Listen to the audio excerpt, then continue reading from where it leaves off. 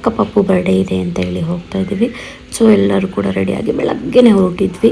ನೋಡಿ ಫ್ರೆಂಡ್ಸ್, ಹೋಗಿದ ತಕ್ಷಣ ಬೆಳಗ್ಗೆ ಆಗಿರಲಿಲ್ಲ, ಆ್ಯಕ್ಚುಲಿ ನಾವು ಬಿಟ್ಟಿದ್ದು ಬೆಳಗ್ಗೆ ಆಗಿತ್ತು. ನಾವು ಹೋಗೋಷ್ಟರಲ್ಲಿ ಬರ್ಡೇ ಎಲ್ಲ ಮುಗಿದು ಊಟನೂ ಕೂಡ ಮಾಡಿ ವಿಡಿಯೋ ಮಾಡ್ಕೊಂಡಿರೋದು. ಏನಂದರೆ ನಾವು ಹೋಗಿರೋದೇ 2:33 ಆಗೋಗ್ಬಿಟ್ಟಿತ್ತು. ಊರಿಗೆ ಹೋಗಿ ಊರಿಂದ ಮತ್ತೆ ನಾವು ಅಲ್ಲಿ ಹೋಗಿದ್ದು ಎಲ್ಲಿ ಅಂದರೆ ಮುಳ್ಳುಕಟ್ಟಮ್ಮ ಟೆಂಪಲ್ಲಿಗೆ. ಸೊ ಎಲ್ಲರೂ ಕೂಡ ಸೇರಿದ್ವಿ. ಹಾಗೇ ಒಂದು ವಿಡಿಯೋ ಮಾಡ್ಕೊಂಡು ಎಷ್ಟು ಚೆನ್ನಾಗಿತ್ತು ಗೊತ್ತಾ. ಸೊ ಆವತ್ತಿನ ಡೇ ಅಂತೂ ಸೂಪರಾಗಿ ಎಂಜಾಯ್ ಮಾಡಿದ್ದೀವಿ. ಹಾಗೆ ನಮ್ಮ ಬೇಬಿ ಕೂಡ ನೋಡಿ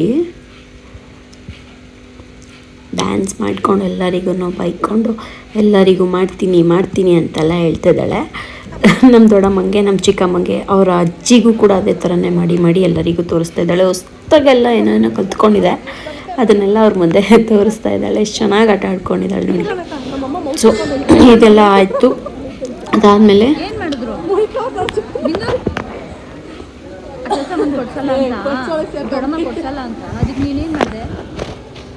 ನೀನೇನು ಮಾಡಿದೆ? ಸರಿ, ಏನು ಬರೀಲಿ?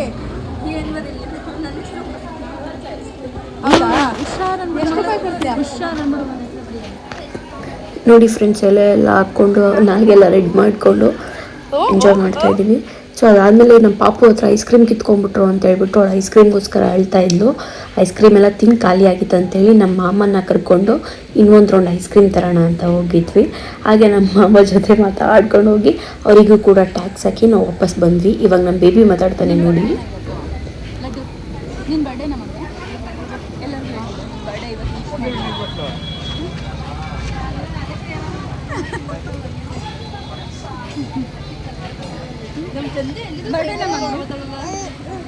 ಹೇಳ್ಬಿಡು ಅವ್ರಿಗೆಲ್ಲ, ಜೋರಾಗಿ ಹೇಳ್ಬೇಕು. ಐಸ್ ಕ್ರೀಮ್ ವಿಶ್ ಮಾಡಿ, ಇವತ್ತು ನನ್ನ ಬರ್ಡೇ.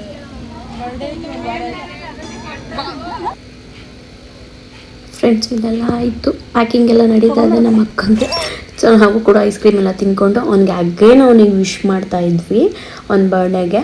ಸೊ ಅವನೇ ಕನ್ಫ್ಯೂಷನ್ ಆಗಿಬಿಟ್ಟಿದ್ದಾನೆ, ಎಷ್ಟು ಸಲ ನಮ್ಮ ಬರ್ಡೇಗೆ ಇವ್ರು ವಿಶ್ ಮಾಡ್ತಾರೆ, ಏನು ಇವರೆಲ್ಲ ಈ ಥರ ಎಲ್ಲ ವಿಶ್ ಮಾಡ್ತಾ ಇದ್ದಾರಲ್ಲ ಅಂತೇಳಿ ಶಾಕಲ್ಲಿ ನಿಂತ್ಕೊಂಡು ಅವ್ನು ನೋಡ್ತಾ ಇದ್ದಾನೆ ನಮ್ಮನ್ನೇ. ನಾವು ಕೂಡ ಏನೂ ಮಾಡ್ತಾರಲ್ಲ, ಬರೀ ವಿಶ್ ಮಾಡ್ತಾಯಿದ್ವಿ. ನಾವು ದೇವಸ್ಥಾನಕ್ಕೆ ಹೋಗಿರಲಿಲ್ಲ ಆ್ಯಕ್ಚುಲಿ. ಊಟ ಎಲ್ಲ ಮುಗಿಸಿ ಟೆಂಪಲ್ಲಿಗೆ ಹೋಗಿ ಆಮೇಲೆ ದರ್ಶನ ಮಾಡ್ಕೊಂಬಂದ್ವಿ. ಯಾಕೆ ಅಂತಂದರೆ ಸಿಕ್ಕಾಪಟ್ಟೆ ಕ್ರೌಡ್ ಇತ್ತು. ಸೊ ಸಾಯಂಕಾಲ ಮೇಲೆ ಹೋದರೆ ಸ್ವಲ್ಪ ಫ್ರೀ ಇರುತ್ತೆ ಅಂತೇಳಿ ಮುಳ್ಳುಕಟ್ಟಮ್ಮ ದೇವರು ಅಲ್ಲೋಗಿ ಬಂದ್ವಿ. ಸೊ ಹಾಗೆ ಒಂದು ಪಿಕ್ಕೆಲ್ಲ ತೊಗೊಂಡು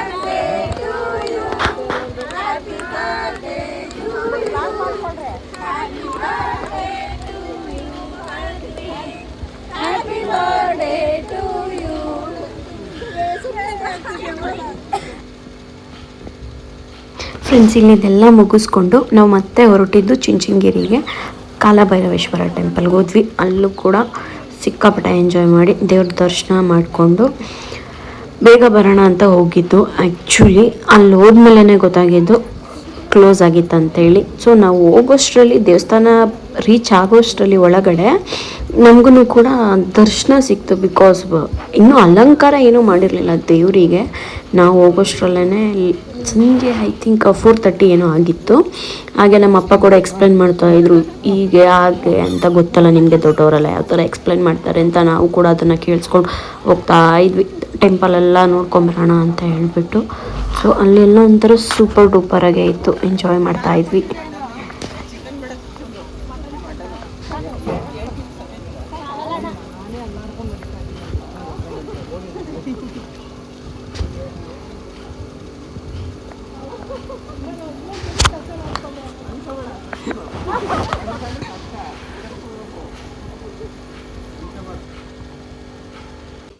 ಫ್ರೆಂಡ್ಸ್, ಹಾಗೇ ಹೋಗ್ತಾ ನೋಡಿ ದರ್ಶನ ಕೂಡ ಆಯಿತು.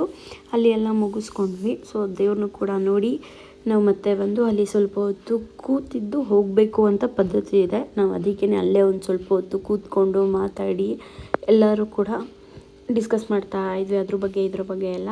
ಹಾಗೆ ನಮ್ಮ ಬೇಬಿನೂ ಕೂಡ ಸ್ವಲ್ಪ ತಲಾಟೆ ಮಾಡ್ತಾಯಿದ್ಲು.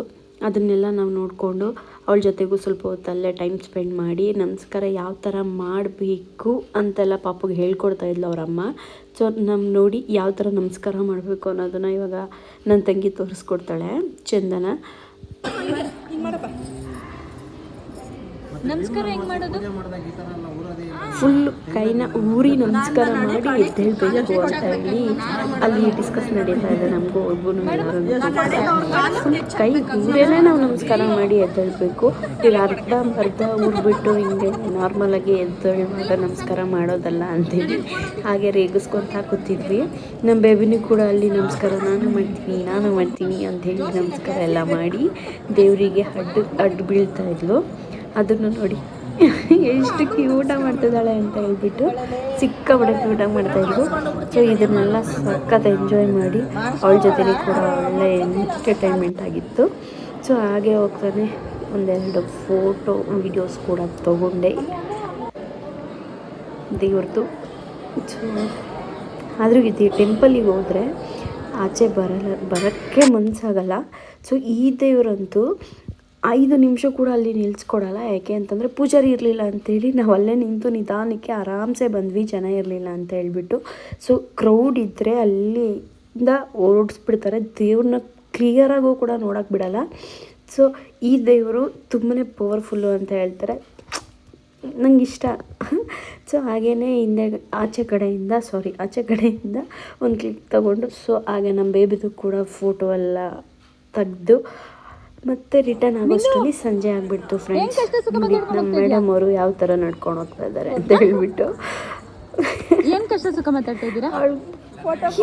ಕ್ಯೂಟಾಗೆಲ್ಲ ರಿಯಾಕ್ಷನ್ಸ್ ಕೊಡ್ತಾಳೆ, ಅದೇ ಖುಷಿ ಅಂತ ಅನಿಸುತ್ತೆ. ಸೊ ಎಲ್ಲ ಮುಗೀತು, ಹೊರಟಿದ್ವಿ. ಹಾಗೆಯೇ ನನ್ನ ತಮ್ಮ ಕೂಡ ಸ್ವಲ್ಪ ಫೋಟೋಶೂಟೆಲ್ಲ ಮಾಡ್ಕೋತಾ ಇದ್ದ. ಗೊತ್ತಲ್ಲ, ಯೂಶ್ವಲಿ ಎಲ್ಲರೂ ಹೊರಗಡೆ ಹೋದರೆ ಫೋಟೋಶೂಟ್ ನಾರ್ಮಲಿ ಇದ್ದೇ ಇರಬೇಕು ಎಲ್ಲರಿಗೂ ಕೂಡ. ಹಾಗೆ ನನ್ನ ತಮ್ಮ ಎಲ್ಲರನ್ನೂ ಗೋಳಿಕೊತಾ ಇದ್ದ. ಅದರಲ್ಲಂತೂ ಆ ಪಾಪನಂತೂ ಸಿಕ್ಕಾಪಟ್ಟೆ ಗೋಳಿಕೊತಾ ಇದ್ದ. ಹಾಗೆ ನನ್ನ ತಂಗಿದಿರ್ಗೂ ಕೂಡ ಗೋಳಿಕೊತಾ ಇದ್ದ. ಯಾವ ಥರ ಗೋಳಿಕೊತಾ ಇದ್ದ ಅಂತ ನೋಡಿ ಫ್ರೆಂಡ್ಸ್ ನೀವೇ. ಬೆಳಗ್ಗೆ ತಿಂಡಿಗೆ 600 ರೂಪಾಯಿ ಖರ್ಚಾಗಿತ್ತು. ಅಯ್ಯೋ ಇಡ್ಲಿ ದೋಸೆ ಉಳ್ಕೊಂಡು ಏನಪ್ಪ ಮಾಡೋದು? ಇಷ್ಟೇ ಫ್ರೆಂಡ್ಸ್, ಇವತ್ತಿನ ಲಾಗ್ ಇಲ್ಲಿಗೆ ಎಂಡ್ ಆಗುತ್ತೆ. Thank you.